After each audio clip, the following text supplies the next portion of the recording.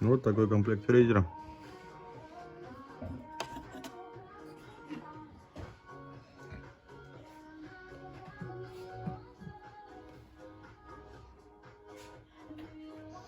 Сам фрезер.